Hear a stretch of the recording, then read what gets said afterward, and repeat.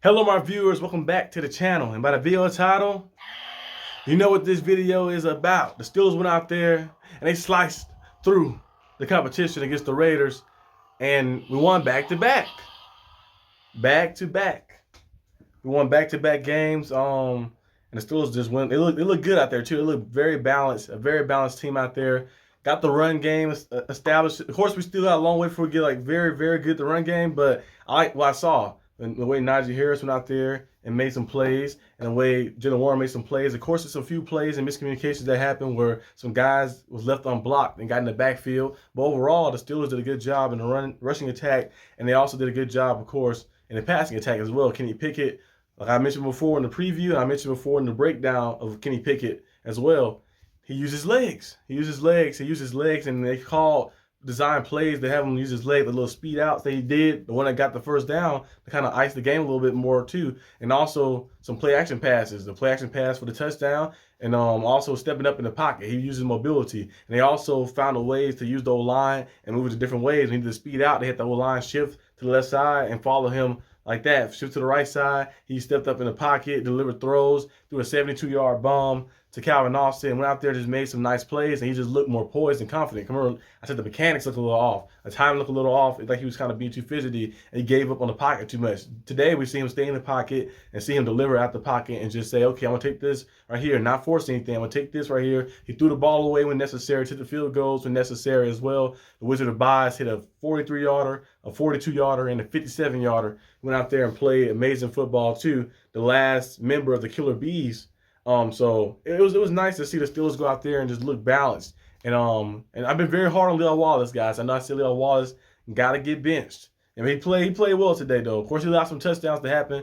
Devontae Adams got him, a few times. Of course, Devontae Adams is a beast. He's amazing. He caught like 13, 14 passes today for like 170 or 80 yards and 2 touchdowns. So I'll be funny when I say he's going to have 200 yards and Lil Wallace guarding him, but he almost did have 200 yards and 2 touchdowns.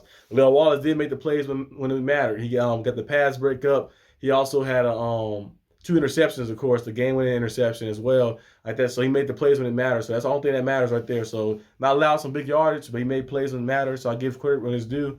Went out there and played good football. And also the referees, I don't usually complain about the referees a lot, but the referees they was trying to keep the game entertaining for Sunday Night Football. Because on that you can't tell me that sack that Minka Fitzpatrick had was roughing the passer. Of course, it's gonna cause a little contact with the helmet, like a little bit, but it was not no forceful like he was like swatting up like that. It was like he came in. It's like if somebody come in to like grab you like this, of course the helmet face mask gonna bump a little bit, like that, but it was not severe enough. Even the senior official, Terry said that as well. It was not severe enough for them to call that, but they called it on that play. They missed some holding calls too as well, because Alex Highsmith was getting chokehold on that one little pass interference they called on Sullivan.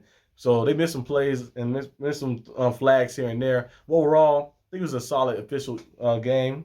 The game was official, ref solidly overall, in my opinion. I give them about a 6.8, 6.8 out of 10. I give them that. But going back quarter by quarter, some breakdowns, some things I saw in the first quarter.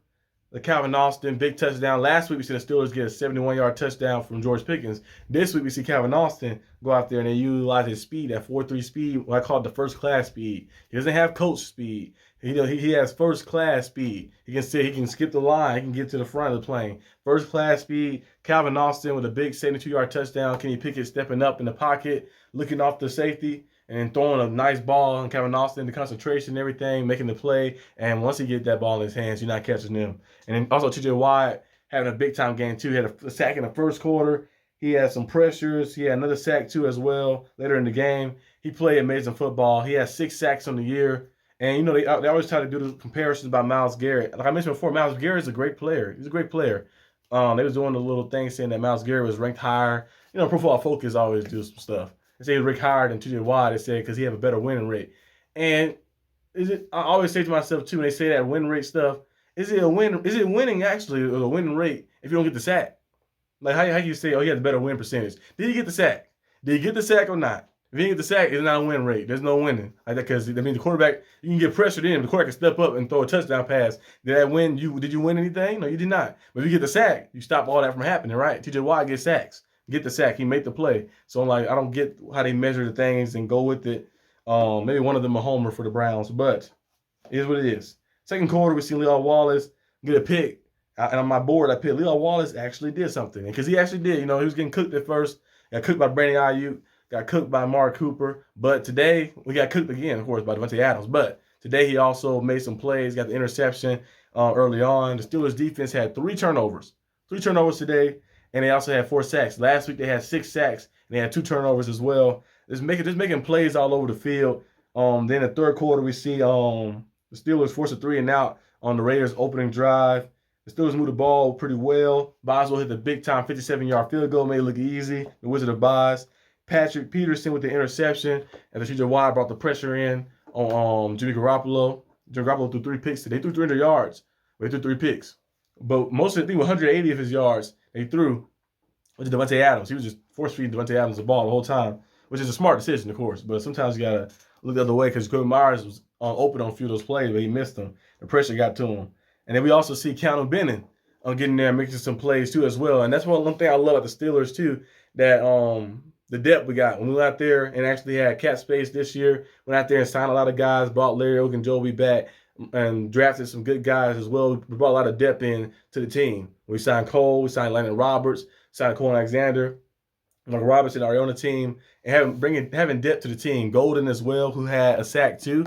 And Kevin Benton getting in there and being a force. Could have had 2 sacks. They was holding him in that one play. They caught the holding. But he was getting there and wreaking havoc all over the place. And I'm liking the way the defense has this depth because Cam Hayward went out with an injury. But it let the team miss a beat because last week the team went out there and played that way they play. And then this week they went out there and played the way they play, held the team to 18 points. And the defense is playing very, very good football. We knew the defense was going to be good. And we were trying to see can the offense match that. And today they was able to run the football. They didn't run the football like crazy, like elite level, like elite level, 200+ yards, but they ran at a good level, a pretty good level, where you can be respectable level where you can live with as well with Najee and Jalen Warren, and they was able to get pushed and able to get creative too with the rushing attack as well. Najee breaking tackles and getting big runs. Jalen Warren as well. They used him in the pass game, so screen passes here and there to make some plays. George Pickens also has another big game too as well. And these guys are just hitting on all cylinders. Pat Freiermuth, the big catch after big catch. Hope Darnell Washington gets some targets as well one day. But Freiermuth with the big touchdown after the play action pass. A nice throw by Kenny Pickett. We've seen Kenny Pickett have those throws earlier before in his career, and we've seen him kind of miss those throws a little bit.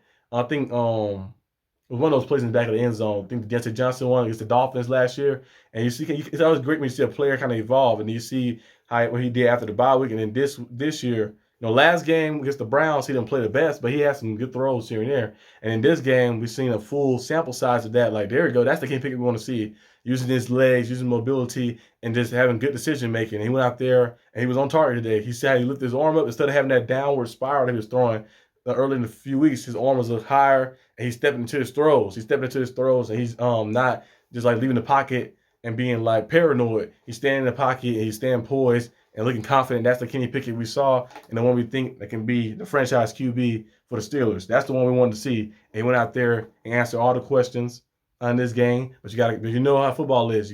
What have you done for me lately? You got to keep being consistent. They play the Texans next week, so we should see how that look. I'm going to be there in person as well. But overall, the game was good. Another guy, too, that did good was Percy Harvin. I keep saying Percy Harvin. I think kick returner. Presley Harvin. Big-time punts. Last week, his punts was here and there like that. But this week, some big-time punts and dropping them kind of the inside the 10, multiple punts inside the 10. So he played very good. The defense as a whole, 4 sacks and 3 turnovers. 3 of the turnovers being picks. Patrick Peterson having an interception as well. So yeah, the defense played well. The offense played well too, balanced. I predicted the score was going to be 24-14, 23-18. Hey, it works for me as long as we win the game. Steelers defense, I had them in fantasy, so they got me a lot of points as well. I had Najee Harris too. He did a solid job in fantasy as well for me. And the Steelers, this is the first time in a while I had a stress-free game. A stress-free game. Why just go out there? I was just watching it on stream. I was like, hey, it's stress-free. The team went out there, put up some good points. Went out there and controlled most of the game. The Raiders brought it in. They brought it into a one-possession game. They scored a touchdown, got a 2-point conversion. But Steelers never felt they had lost control of the game, and that's one way And like, well, that's a good feeling to have too, because you're like, hey, we never lost control of the game. We stayed poised, we stayed confident, and stayed level-headed, and we went out there and handled business and won the game on the road. Back-to-back road wins, right? No. Last game was last game was at home, right? Yeah, never mind. In our first game, first road game and first road win. I'm going on the road again. Against the Houston Texans. I'm gonna be there live in person. Try to get some video footage, do a little vlog there as well. But good win, great win for the Steelers. 2-1, and we the top of the division. I think the Ravens lost to the Colts. They're 2-1. The Bengals are 0-2. The Browns lost to us, so the Steelers are at the top of the AFC North, like that. The unlikely Joker.